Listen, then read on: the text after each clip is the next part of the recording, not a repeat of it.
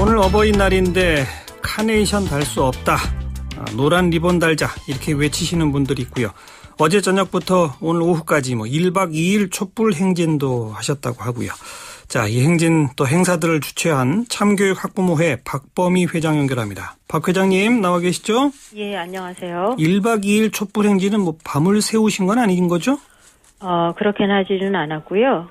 예, 어제 저녁 7시경에 예. 도봉구 창동역, 수유역, 미아 사거리역, 성신여대 입구 이렇게 해서 그 역마다 저희가 그 침묵 그 행진을 하고 하면서 오늘 밤에 그렇게 하고요. 예. 밤에 마로니에 공원에서 일단 하루 정리를 하고 예. 오늘 아침 10시경에 마로니에 공원에 다시 모여서 걸어서 예. 광화문을 거치고 1시에 광화문 그 광장에서 있었던 그 추모 기자회견에 합류를 하고 예. 그리고 저희가 청와대까지 행진하는 그 경로를 잡았었는데 예. 끝까지 가진 못했지만 예. 그렇게 하고 시청 앞에 합동 분향소에서 분향을 했습니다. 예. 그리고 오늘 오후 1시에 광화문 아까 추모 기자회견뿐 아니라 미안합니다, 분노합니다, 함께합니다라는 이름의 행사도 하셨다고요? 그렇습니다. 예, 오늘 저희 그 광화문 광장에서 있었던 추모 기자회견의 제목이 아버지의 이름으로 엄마의 가슴으로 미안합니다, 분노합니다, 함께합니다. 이런 주제를 가지고 있습니다. 예. 왜냐하면 그 어른들이 살려줄 거라고 생각했던 아이들을 구조하지 못해서 그 아이들에게 그리고 부모님들께 너무나 미안하고 죄송하고 통탄스럽고 예. 이렇게 될 수밖에 없었던 우리 사회 기성세대로서 너무나 분노하고 이 아픔과 고통을 함께하면서 좀 새로운 세상을 좀 만들어 보겠다는 이런 많은 분들의 의지를 함께하겠다 이런 뜻의 행사였습니다. 예. 그런데 어버이날인데 카네이션 달 수 없다. 그 네. 이유는 뭡니까? 말씀드린 것처럼 아이들이 수장된 것은 사실은 모든 것이 다 이렇게 그 탐욕의 문제 그리고 경쟁 사회 이런 것들이 다 응축돼서 사회가 제대로 돌아가지 못하면서 그 희생양이 아이들이 된 거였고 예. 이 어버이날은 부모님께 카네이션을 달아드리는 날이는데 그 단원고 부모님들은 카네이션을 갖다 줄 자녀가 갑자기 상실한 거죠. 없어진 거죠. 그렇죠.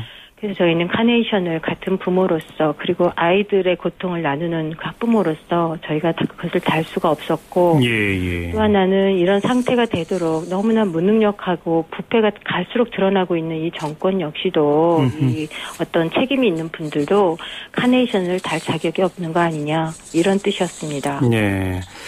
그 대신에 이제 노란 리본을 달고 그리고 또 노란 피켓을 드셨는데 그 피켓에는 어떤 요구사항들이 어떤 주장들이 담겨 있습니까? 예, 이제까지 저희가 부모님들, 그 단원고 부모님들, 그리고 우리의 국민들 모두가 요구한 것들을 저희가 그 마음을 모았다고 생각하는데요. 예.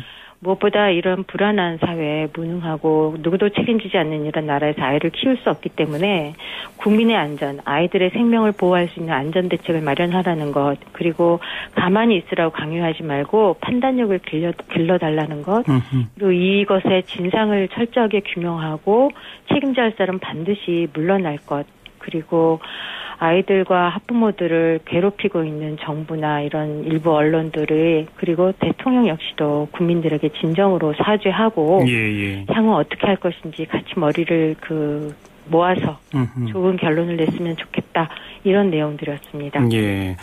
오늘 저녁 7시에 세종로에서 5.8 만민 공동회가 열린다는데 혹시 참교육 학부모회도 거기 함께 하시나요?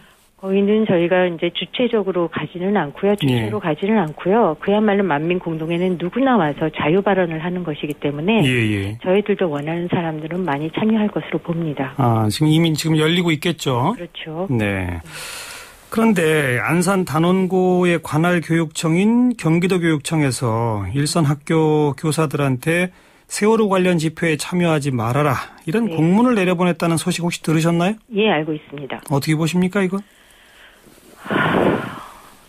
지금 이 사태가 어느 정도 위급한 것이고 국가의 기강이 흔들린 만큼 정말 대한민국이 근본부터 지금 흔들리고 있는 이거를 심각하게 판단을 못 하시는 것 같고요. 그걸 보내신 곳이 판단 못 하시는 것 같고 그리고 학교나 교사 또는 학생들도 이건 학생과 교사의 문제를 떠나서 전반적인 국가의 재난이고 사람의 생명에 대한 그런 망실에 대한 고통을 느끼는 것인데 그런 추모에 대해서 참여하지 말라고 하는 것은 사람의 생명에 대해서 소중함을 좀 더 느끼는 것에 대한 두려움 예. 혹은 누가 잘못했는 것인가를 판단하게 될 국민들의 이런 분노 이런 것이 두려워서 참여하지 말라고 공문을 보낸 것이 아닌가 싶어서 안타까운 수준이 아니라 참으로 개탄스럽다 이런 생각이 듭니다. 예. 자기 이웃이 이런 고통을 당했고 옆집 아이가 갑자기 상실이 됐는데 없어졌는데 괴롭지 않은 그런 학부모가 어디 있습니까? 자기 배를 아파서 낳은 자식들이 이렇게 된 세월에 교사 아니라 누구라도 오히려 경기도 교육청이나 그 해당 교육청이신데 많이 추모하고 진정으로 애도하고 그리고 위로하면서 앞으로 그럼 우리 어떻게 할 거냐 한번 고민해보자 이렇게 적극적으로 나서는 것이 교육청으로서의 책무가 아니었을까 생각합니다. 우리 박범희 회장님도 지금 학부모시죠? 그렇습니다. 자녀가 몇 학년입니까? 이 나이는 조금 지났습니다. 네. 대학생들 이제 그렇게 됐군요. 네. 참. 어제 오늘 행사 진행하면서 어떤 생각, 어떤 심정이셨어요? 많이 마음이 괴롭고요. 분노라고 표현하기에도 애도드린다고 말씀드리기도 단어가 참 부족하다 이런 생각이 들었고요.